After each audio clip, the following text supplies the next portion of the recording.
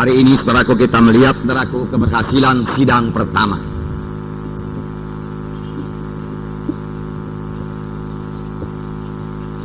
Kita melihat saudaraku bahwasanya sidang pertama sangat berhasil saudaraku. Sidang pertama berkembang dengan pesat. Sidang pertama saudaraku, kita melihat dalam sidang pertama kuasa Tuhan dinyatakan. Pada hari Pentakosta saudaraku 3.000 orang bertobat. Kemudian beberapa waktu kemudian 5.000 lagi bertobat. Dengan demikian jumlah mereka menjadi sekitar 8.000 jiwa. Kemudian saudaraku, beberapa waktu kemudian tiap-tiap hari Tuhan menambahi bilangannya dengan orang yang beroleh selamat. Saya bacakan dalam Kisah Rasul pasal 2 ayat 47. Sambil memuji Allah, dan mereka disukai semua orang, dan tiap-tiap hari Tuhan menambah jumlah mereka dengan orang yang diselamatkan. Tiap-tiap hari Tuhan menambah jumlah mereka dengan orang yang diselamatkan. Jadi tiap-tiap hari dalam sidang pertama ada jiwa-jiwa selamat. Puji Tuhan saudaraku. Dalam sidang kita ini kita melihat tiap-tiap minggu sekitar 200 jiwa selamat. Saya yakin tiap-tiap hari juga ada jiwa-jiwa selamat. Nah, ini adalah pekerjaan roh Tuhan. Dan roh Tuhan yang bekerja dalam sidang pertama, roh Tuhan yang bekerja pada waktu sekarang ini. Nah, kita akan melihat saudaraku rahasia keberhasilan sidang pertama ini. Saya percaya apa yang dimiliki sidang pertama boleh kita miliki lagi pada sidang akhir zaman ini. Kita membaca Kisah Rasul.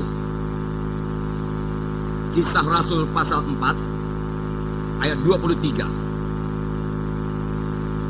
Kisah Rasul pasal 4 ayat 23 sampai 31. Mari kita baca bersama-sama.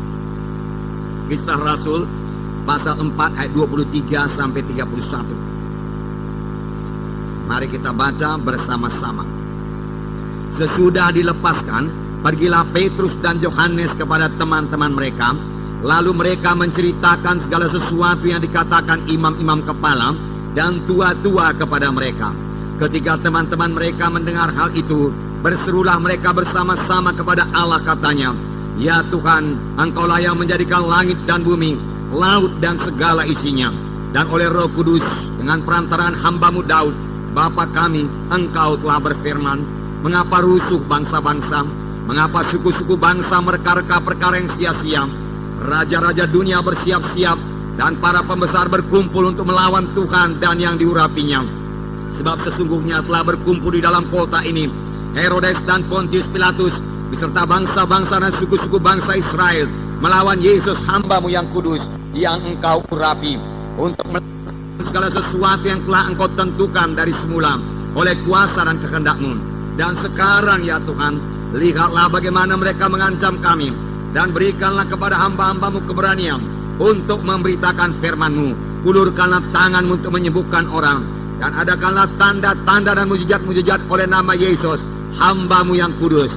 Dan ketika mereka sedang berdoa, goyanglah tempat mereka berkumpul itu, dan mereka semua penuh dengan Roh Kudus. Lalu mereka memberitakan firman Allah dengan berani." Di sini dikatakan sesudah dilepaskan. Sesudah dilepaskan, pergilah Petrus dan Yohanes kepada teman-teman mereka. Dilepaskan dari manakah ini, saudaraku? Dilepaskan dari tahanan, dilepaskan dari penjara. Mengapa mereka di penjara? Karena mereka menyembuhkan seorang yang sakit tepok, yang umurnya sudah 40 tahun dengan mujizat Tuhan. Ahli-ahli Taurat, imam-imam kepala tidak senang. Mereka bukannya bersyukur ada orang yang sembuh, yang sudah 40 tahun lamanya sakit. Tiba-tiba oleh kuasa Tuhan, oleh mujizat Tuhan, orang itu berjalan, berdiri, bersorak-sorai masuk ke rumah sembahyang. Dan hal tersebut dilihat oleh orang banyak, dilihat oleh imam-imam kepala, ahli-ahli Taurat. Mereka bukannya bersyukur seorang telah disembuhkan Tuhan, tetapi mereka saudaraku cemburu. Mereka merasa disaingi saudaraku oleh rasul-rasul. Itulah dia Rasul Petrus dan Yohanes saudaraku. Dan mereka menangkap rasul-rasul, mereka memenjarakan rasul-rasul, dan keesokan harinya mereka diadili saudaraku. Ini tertulis dalam ayat di atasnya. Saya bacakan kepada saudara. Kisah Rasul pasal 4 ayat 19. Tetapi Petrus dan Yohanes menjawab mereka, "Silakan kamu putuskan sendiri manakah yang benar di hadapan Allah? Taat kepada kamu atau taat kepada alam? Sebab tidak mungkin bagi kami untuk tidak berkata-kata tentang apa yang telah kami lihat dan yang telah kami dengar. Mereka semakin keras mengancam rasul-rasul itu, tetapi akhirnya melepaskan mereka juga. Sebab sidang tidak melihat jalan untuk menghukum mereka, karena takut akan orang banyak yang memuliakan Allah berhubung dengan apa yang telah terjadi. Sebab orang yang disembuhkan oleh mujizat itu sudah lebih dari 40 tahun umurnya. Mereka dilarang berbicara dalam nama Yesus. Mereka diancam kalau berbicara dalam nama Yesus akan dipenjarakan. Tetapi Petrus dan Yohanes dengan berani menjawab, putuskan sendiri dalam hati kamu, dia katakan, apakah yang harus kami laksanakan? Taat kepadamu atau taat kepada Tuhan? Sebab kami, dia katakan, tidak mungkin tidak berbicara dalam nama Yesus. Kami akan terus bicara dalam nama Yesus. Sebab kami sudah lihat betapa baiknya Tuhan itu. Kami sudah lihat, kami sudah dengar berita Injil, dan hidup kami telah diubahkan. Kami penuh dengan sukacita, maka tidak mungkin kami berhenti bicara dari hal apa yang telah kami dengar dan apa yang telah kami lihat. Nah, saudaraku, dan mereka melepaskan Petrus dan Yohanes. Inilah yang kita baca tadi, saudaraku. Nah, jadi saudaraku, ada aniaya dalam sidang pertama. Saudara berkata dalam aniaya sidang berkembang juga. Justru kerap kali dalam aniaya sidang berkembang dengan pesat, saudaraku. Sebab aniaya itu, saudaraku, mendorong saudara anak-anak Tuhan untuk bersandar sepenuhnya kepada Tuhan. Dan aniaya tidak pernah membinasakan gereja, saudaraku. Di zaman manapun, saudaraku. Dan selalu saja, saudaraku, anak-anak Tuhan yang benar itu menerima aniaya, saudaraku. Menerima aniaya. Firman Tuhan juga mengatakan demikian, saudaraku. Sebelum Tuhan Yesus naik ke sorga, dia berkata kepada murid-muridnya bahwasanya murid-muridnya akan dianiaya. Dalam Yohanes 15, saya bacakan kepada saudara. Yohanes 15, ayat 20 dan 21 saya bacakan. Ingatlah apa yang telah kukatakan kepadamu. Seorang hamba tidaklah lebih tinggi daripada tuannya. Jikalau mereka telah menganiaya aku, mereka juga akan menganiaya kamu. Jikalau mereka telah menuruti firmanku, mereka juga akan menuruti perkataanmu. Tetapi semuanya itu akan mereka lakukan terhadap kamu karena namaku, sebab mereka tidak mengenal Dia yang telah mengutus aku. Saudara yang kekasih, di dalam nama Yesus, saudaraku, Tuhan Yesus telah mengatakannya lebih dahulu. Bukan padamu, Tuhan Yesus berkata, seorang hamba tidak lebih daripada tuannya. Kalau mereka menganiaya aku, mereka juga akan menganiaya kamu. Tuhan Yesus berkata. Siapakah yang menganiaya Tuhan Yesus? Orang kafirkah yang menganiaya Tuhan Yesus? Tidak, saudaraku. Yang menganiaya Tuhan Yesus justru adalah orang-orang yang beragama. Yang menganiaya Tuhan justru ahli-ahli Taurat, imam-imam kepala yang melayani dalam rumah sembahyang pada waktu itu. Karena mereka sebenarnya cemburu akan pelayanan Tuhan Yesus. Tetapi mereka tidak sadar, saudaraku, mereka telah dipakai oleh setan. Dan Tuhan Yesus berkata, tidak usah heran. Tuhan Yesus berkata, mereka menganiaya aku, mereka juga akan menganiaya kamu. Semua itu mereka perbuat karena mereka tidak mengenal Dia, tidak mengenal Bapa itu. Tuhan Yesus berkata, sampai sekarang juga aniaya datang kepada anak-anak Tuhan. Nah, Tuhan Yesus berkata, tidak usah heran. Roma 8 ayat 17 mengatakannya lebih jelas lagi. Jadi kalau ada aniaya datang kepada saudara, saudara dikata-katain, saudara dicela, saudara disingkirkan, tidak usah heran. Tidak usah heran. Roma 8 ayat 17. Dan jika kita adalah ahli waris, maksudnya orang-orang yang berhak menerima janji-janji Allah, yang akan menerimanya bersama-sama dengan Kristus, yaitu jika kita menderita bersama-sama dengan Dia, supaya kita juga dipermuliakan bersama-sama dengan Dia. Di sini dikatakan, jika kita adalah anak, kita adalah ahli waris. Semua kita ini anak Tuhan, saudaraku. Semua kita ini ahli waris kerajaan sorga. Ada warisan kita di sorga, haleluya, saudara-saudara. Beberapa waktu yang lalu kita mendengarkan firman Tuhan di sini mengenai kenaikan Tuhan Yesus. Yesus naik ke sorga untuk mempersiapkan tempat bagi kita. Ada rumah kita di sorga. Ada warisan kita di sorga. Sebenarnya luar biasa berkat yang menanti kita di sorga, saudaraku. Dan di dunia ini juga firman Tuhan berkata hidup kita akan berkelimpahan. Memang luar biasa berkat Tuhan. Tetapi firman Tuhan juga mengatakan di sini, saudaraku, kita akan menerima kegenapan janji-janji Allah. Dan kita akan menerimanya bersama-sama dengan Kristus, yaitu jika kita menderita bersama-sama dengan Dia, supaya kita juga dipermuliakan bersama-sama dengan Dia. Menderita bersama-sama dengan Yesus. Penderitaan yang bagaimana ini, saudaraku? Apakah kita sakit-sakitan, saudaraku? Apakah kita lemah-lemah, saudaraku? Apakah kutuk dosa terus menimpa kita sehingga kita menderita?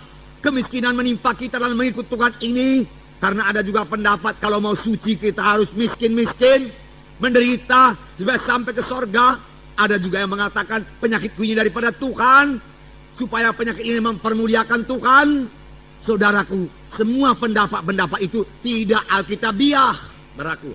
Dengan kata lain tidak betul, saudaraku. Penyakit bukan daripada Tuhan. Tuhan menghendaki kita sehat, saudaraku. 80% daripada pelayanan Tuhan selama Dia di bumi ini menyembuhkan penyakit, saudaraku. Dan firman Tuhan berkata, saudaraku, oleh bilur-bilur Yesus kamu sudah sembuh. Jadi jelas, saudaraku, bahwasanya penderitaan yang dimaksud di sini bukan penyakit, saudaraku. Bukan kutuk dosa, bukan kemiskinan, saudaraku, bukan, saudaraku. Karena Tuhan juga telah mengangkat kemiskinan kita. Jadi penderitaan apa ini, saudaraku? Penderitaan karena aniaya. Bukan penderitaan karena kita berbuat dosa, tapi penderitaan karena kita berbuat benar, saudaraku. Lalu orang lain, saudaraku, menyingkirkan kita, saudaraku. Lalu orang lain, saudaraku, memfitnah kita, saudaraku.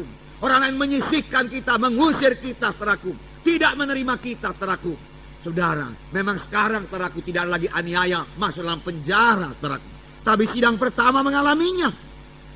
Saudaraku, anak-anak Tuhan pada sidang pertama, kalau berani bersaksi, saudaraku, oh tantangannya penjara, saudaraku. Bisa saja masuk dalam tahanan, bahkan dibunuh, saudaraku. Itulah dia macam aniaya, saudaraku, yang dialami oleh anak-anak Tuhan, saudaraku. Macam aniaya yang dialami oleh anak-anak Tuhan. Dari kutuk dosa kita sudah bebas. Jadi penderitaan yang dialami anak-anak Tuhan bukan karena kutuk dosa, bukan karena penyakit, bukan karena kelemahan, saudaraku. Semua penyakit kita sudah diangkat Tuhan Yesus. Semua kelemahan kita sudah diangkat Tuhan Yesus. Nggak perlu kita tanggung lagi, saudara. Nggak perlu. Kalau sudah ditanggung Tuhan Yesus, nggak perlu kita tanggung lagi. Buat apa dua-dua menanggungnya? Dosa kita sudah ditanggung oleh Tuhan Yesus. Buat apa kita tanggung lagi, saudaraku? Semua sudah ditanggung Tuhan Yesus. Saya membaca satu cerita. Pada waktu Perang Dunia Kedua, ada seorang ibu yang sudah tua, saudaraku, di London, saudaraku. Di London, saudaraku. Jadi pada waktu itu ada serangan udara dari tentara Jerman, saudaraku. Pada waktu serangan udara itu mereka semua masuk ke lubang persembunyian di bawah tanah. Tetapi pada suatu ketika datang lagi serangan udara dan orang-orang pun masuk ke lubang perlindungan di bawah tanah itu. Mereka tidak melihat ibu yang tua ini. Mereka khawatir apa yang jadi kepada ibu yang tua itu. Dia tidak masuk dalam lubang perlindungan. Mereka dia sudah kena bom. Mereka dia sudah mati. Tetapi beberapa hari kemudian, saudaraku, mereka berjumpa dengan ibu itu sehat-sehat saja. Pulang belanja lagi. Saudaraku, mukanya senyum-senyum. Lalu dia tanya, apa yang jadi kepadamu ibu? Dia katakan, di manakah engkau pada waktu jadi serangan udara itu? Kami tidak melihat engkau dalam perlindungan. Lubang perlindungan. Ibu itu menjawab, saya tidur nyenyak waktu itu, dia katakan. Kau tidur nyenyak waktu datang tentara Jerman membom kota kita, dia katakan. Iya, mengapa engkau tidur nyenyak? Sebab saya percaya Yesus sudah berjaga-jaga bagi saya. Jadi saya boleh tidur nyenyak. Saya pikir tidak perlu dua orang berjaga-jaga. Kalau Yesus sudah menjaga, saya tidak perlu menjaga-jaga, dia katakan. Yesus sudah berjaga, saya tidak perlu berjaga. Nah, saudaraku, jadi kalau sudah dipikul Yesus, buat apa saudara pikul lagi? Tuhan sudah memikul kelemahan saudara. Buat apa kita pikul kelemahan lagi? Mari kita kuat dalam Tuhan. Haleluya, saudara. Kalau sudah dipikul Tuhan, jangan pikul lagi, saudaraku. Itu tipuan setan, saudaraku. Nggak perlu lemah lagi, saudaraku. Firman Tuhan juga berkata, hendaklah yang lemah berkata, aku kuat, aku sehat. Nah, saudaraku. Mengapa tiap-tiap kali kita mengakui firman Tuhan, maka Roh Kudus, saudaraku, bekerja Maka Tuhan Yesus di sorga sebagai imam besar memegang pengakuan iman kita. Dan Roh Kudus membawanya pada kenyataan. Maka kita akan menerima apa yang kita katakan. Kalau saya berkata saya kuat, maka saya menjadi kuat, saudaraku. Nah, saudaraku yang kasih, karena ini firman Tuhan, ini bukan sugesti, saudaraku. Tidak, saudaraku. Nah, jadi kalau Tuhan sudah memikulnya, buat apa kita pikul lagi? Demikian juga dosa. Saudaraku, firman Tuhan berkata, walau dosamu merah Patma sekalipun, semua sudah ditanggung oleh Tuhan di kayu salib di Golgota. Itulah sebabnya Tuhan mengangkat salib. Dia rela mengangkat salib. Saudaraku, kuasa Tuhan cukup, saudaraku, untuk lepas dari salib. Apakah kuasa Pilatus pada waktu itu, saudaraku, untuk menyalibkan Yesus? Apakah kuasa daripada imam-imam besar? Yesus Allah adanya. Saudara, kalau dia larang mereka itu, mereka tidak sanggup menyentuh Yesus. Saudaraku, segala kuasa ada pada Yesus. Saudaraku, tidak ada yang lebih besar daripada Tuhan Yesus. Tetapi, saudaraku, Tuhan Yesus memberikan dirinya di salib. Saudaraku, Bapa, dia katakan di Taman Getsemani, jikalau tidak ada jalan lain melainkan aku harus menanggung dosa manusia itu, biarlah aku tanggung. Tuhan Yesus berkata, Tuhan Yesus rela menanggung dosa kita. Dosa yang merah Patma sekalipun. Saul, saudaraku, sebelum dia bertobat, Saul perjanjian baru, yang kemudian menjadi Paul, adalah orang berdosa. Dia menangkapi orang Kristen, dia membunuh orang Kristen, saudaraku. Tapi dosanya semuanya diampuni Tuhan, saudaraku. Dan dia diangkat Tuhan, saudaraku, jadi rasulnya, saudaraku, untuk mengabarkan Injil. Jadi kalau Tuhan sudah menanggung dosa kita, buat apa kita tanggung lagi dosa itu? Mari hari ini bebas dari dosa. Haleluya, saudara. Sudah bebas. Karena Tuhan Yesus di akhir hayatnya di kayu salib, Tuhan Yesus berkata, sudah genap. Tuhan Yesus berkata, sudah kutanggung semua dosa manusia. Tidak perlu kamu tanggung lagi. Saudaraku, berarti kita boleh bebas dari dosa. Itu sebabnya dikatakan, dengan anugerah itu kamu diselamatkan oleh sebab iman. Hal itu bukan hasil usahamu, bukan pekerjaanmu, bukan karena perbuatanmu, bukan karena sumbanganmu, tetapi anugerah Tuhan semata-mata. Karena sumbangan kita tidak menghapus dosa kita, saudaraku. Perbuatan baik kita tidak menghapus dosa kita. Memang Tuhan sukakan perbuatan baik, tapi perbuatan baik saja tidak membawa kita ke sorga. Hanya satu jalan ke sorga, yaitu Tuhan Yesus, dan tidak ada jalan yang lain. Tuhan sendiri mengatakannya, akulah jalan dan kebenaran dan hidup. Seorang pun tidak sampai kepada Bapa kalau tidak melalui aku. Nah, puji Tuhan, saudaraku, puji Tuhan. Jadi kalau Tuhan sudah menanggung dosa kita, tidak usah tanggung lagi pada hari ini. Serahkan kepada Tuhan Yesus pada hari ini. Aku orang berdosa, Tuhan. Tuhan, hari ini aku mendengarkan firman-Mu bahwasanya Engkau telah mengangkat semua dosaku di kayu salib di Golgota. Tuhan, aku datang membawa dosaku, Tuhan. Kuterima Engkau sebagai Tuhan dan Juru Selamatku. Ampuni semua dosaku.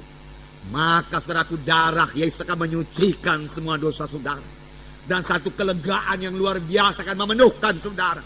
Sehingga saudara pun tahu bahwasanya semua dosa saudara sudah diampuni oleh Tuhan. Dan saudara boleh mulai satu hidup yang baru di dalam Tuhan Yesus, saudaraku.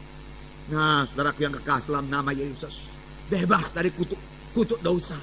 Galatia 3:13-14, saudaraku mengatakan, saudaraku, Tuhan Yesus telah menanggung semua kutuk dosa kita, supaya tidak perlu kita tanggung lagi. Inilah berita yang baik, saudaraku. Galatia pasal 3 ayat 13. Saya bacakan kepada saudara.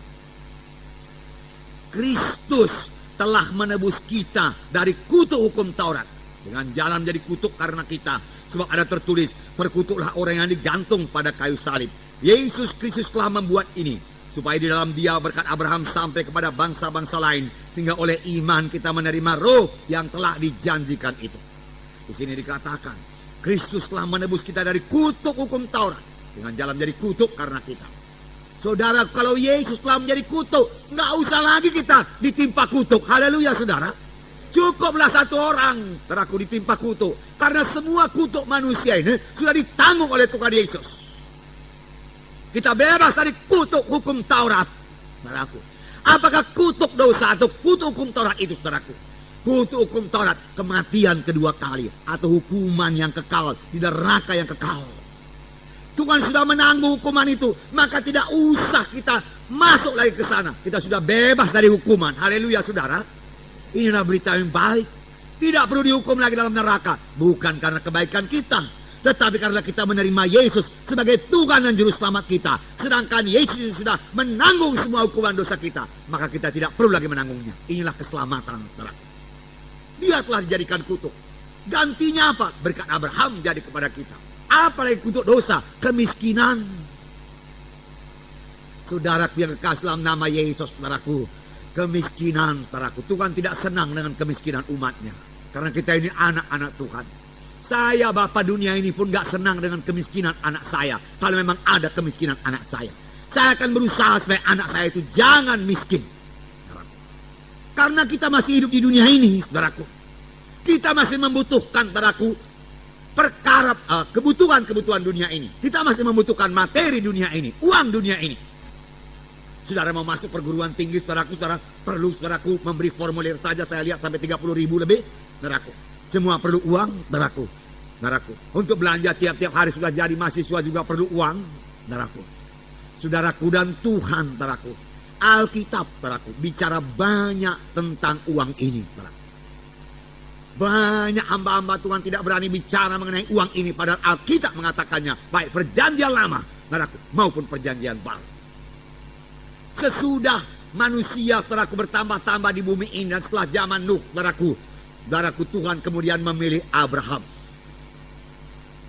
Keluar dari Ur Kasdim, aku memilih engkau jadi bangsa yang besar. Dia katakan, aku akan memberkati engkau, dan daripadamu segala bangsa di bumi akan menerima berkat. Dan kemudian Tuhan memang memberkati Abraham menjadi bangsa pilihannya. Karena dari situlah muncul bangsa Israel. Tetapi Tuhan tidak lupa memberkati Abraham dengan berkat materi. Sehingga firman Tuhan berkata, Abraham menjadi sangat kaya. Banyak emas, perak, lembu, sapi, kambing, domba. Firman Tuhan berkata, dan hamba sahaya ada pada Abraham. Abraham tidak kekurangan, saudaraku. Saudaraku yang kasih dalam nama Yesus, firman Tuhan berkata bagi kita pada akhir zaman ini. Tuhan Yesus telah menjadi miskin, supaya dengan kemiskinannya kamu menjadi kaya. Biar saya bacakan kepada saudara. Saya suka membacakannya kepada saudara, biar ini tumbuh dalam hati saudara. 2 Korintus 8 ayat 9. 2 Korintus 8 ayat 9. 2 Korintus pasal 8 ayat 9. Saya bacakan kepada saudara. Karena kamu telah mengenal kasih karunia Tuhan kita Yesus Kristus, bahwa Ia yang oleh karena kamu menjadi miskin, sekalipun Ia kaya, supaya kamu menjadi kaya oleh karena kemiskinannya. Sekali lagi saya bacakan. Karena kamu telah mengenal kasih karunia Tuhan kita Yesus Kristus, bahwa Ia yang oleh karena kamu menjadi miskin, sekalipun Ia kaya, supaya kamu menjadi kaya oleh karena kemiskinannya. Puji Tuhan. Puji Tuhan, saudaraku, supaya kamu menjadi kaya oleh karena kemiskinannya. Saudaraku, Tuhan Yesus telah menjadi miskin dengan satu tujuan, yaitu supaya dengan kemiskinannya saudara dan saya menjadi kaya. Oh, saya dengan berani mengatakan ini kepada saudara karena saya percaya sepenuhnya ini, saudara. Karena ini tertulis dalam Alkitab, saudaraku. Karena saya tahu saudara sendiri membutuhkan kekayaan, dan kekayaan itu bukan dosa, saudaraku. Bukan dosa. Kita akan membangun, saudaraku, tempat kebaktian yang lebih besar lagi. Karena jiwa-jiwa terus ditambahi Tuhan. Dengan apa kita bangun kalau kita tidak diberkati Tuhan? Tuhan pasti memberkati. Bukan karena kita mau membangun, tetapi karena Tuhan sendiri berjanji dalam firman-Nya, aku telah menjadi miskin, kamu tidak usah jadi miskin lagi. Akulah gantimu menjadi miskin. Tidak usah dua-dua kita menjadi miskin. Tuhan berkata, aku menjadi miskin supaya dengan kemiskinanku kamu menjadi kaya. Kapankah Tuhan Yesus miskin? Hanya selama dia di dunia ini. Dia tidak punya tempat meletakkan kepalanya, tidak pernah punya rumah sendiri, saudaraku. Saudaraku, dia tidak punya uang untuk membayar pajak, saudaraku. Sehingga dia berkata kepada Petrus, pergilah tangkap ikan dari danau, nanti ambillah mata uang dari mulut ikan itu, bayarlah pajakmu, cukaimu, dan bayar cukaiku. Tuhan Yesus berkata, saudaraku. Nah, saudaraku, dia menjadi miskin walaupun dia memiliki segala sesuatu. Dia rela menjadi miskin. Karena Tuhan Yesus tahu tujuan kemiskinannya itu apa. Tujuan kemiskinannya yaitu supaya saudara dan saya menjadi kaya. Tetapi Yesus hanya miskin dalam bidang rohani, dalam bidang materi. Tuhan tidak pernah miskin dalam bidang rohani. Tuhan tetap kaya dalam urapan. Dalam satu bidang saja dia menjadi miskin, yaitu bidang materi. Itu dengan tujuan supaya dengan kemiskinanku kamu menjadi kaya. Saudaraku yang kekasih dalam nama Yesus, firman Tuhan ini benar. Percayakah saudara? Namun saya katakan juga kepada saudara, dengan mendengarkan firman Tuhan ini, saudara tidak mendadak menjadi kaya, saudaraku. Tidak kaya mendadak, saudaraku. Nah, saudaraku, jadi apakah gunanya firman Tuhan yang diberikan oleh Pak Munte? Saudara berkata, kalau tidak mendadak jadi kaya. Saudaraku, semua yang kita terima dari Tuhan, kita terima melalui iman. Haleluya, saudara. Amin, saudara. Harus dengan iman.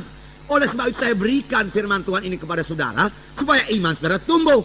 Sebab iman datang daripada pendengaran. Pendengaran akan firman Tuhan. Jadi saudara menerima firman Tuhan ini, saudara menerima iman. Setelah saudara menerima iman, saudara mulai mempunyai visi. Apakah itu visi, saudaraku? Yaitu pengertian yang diberikan Tuhan dalam hati kita, sehingga kita lihat kegenapan janji Tuhan itu. Roh Tuhan memberikan visi, karena firman Tuhan berkata, akhir zaman aku akan mencurahkan rohku, dan anak-anakmu laki-laki perempuan akan penuh dengan Roh Kudus. Mereka akan melihat penglihatan, mimpi, berbagai-bagai mimpi. Mereka akan memiliki visi.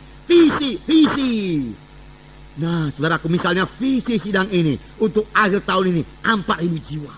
Lalu saudaraku, saya selalu melihat bilangan 4.000 jiwa. 4.000 jiwa. Lalu segala usaha ditujukan, saudaraku, untuk mencapai 4.000 jiwa. Berdoa jadi bergairah, bersemangat, saudaraku. Melayani jadi bersemangat melayani. Mengapa? Karena ada tujuan, saudaraku. Saudara, yang saya lihat yaitu 4.000 jiwa. 4.000 jiwa, saudaraku. Demikian kalau saudara memiliki visi diberkati Tuhan. Yang saudara lihat itu, saudara, keberkatan. Nasib saudara berubah. Berkat-berkat mulai mengalir kepada saudara. Saudara yang tidak punya pekerjaan, mulai diberikan Tuhan pekerjaan yang layak. Yang tidak pula menghalangi saudara beribadah kepada Tuhan. Tidak menghalangi saudara untuk melayani Tuhan. Tuhan sanggup menyediakannya bagi saudara. Karena dialah Jehovah Jireh, saudaraku. Tuhan yang menyediakan semua kebutuhan kita. Haleluya, saudara. Dia cinta kepada saudara, dia cinta kepada saya, saudaraku. Jadi saudaraku memiliki visi. Haleluya, Tuhan, aku orang keberkatan, Tuhan. Kutuk dosa sudah diangkat daripada aku, berkat Abraham jadi milikku. Apa yang jadi kepada Abraham? Abraham sangat kau berkati. Berarti saya pun kau berkati, Tuhan. Saya adalah umat pilihanmu, Tuhan. Haleluya, Tuhan, katakan kepada Tuhan. Saudaraku yang kekasih dalam nama Yesus. Dan firman Tuhan akan membawanya kepada kenyataan. Dan Tuhan akan membawanya kepada kenyataan. Supaya saudara sudah memiliki iman.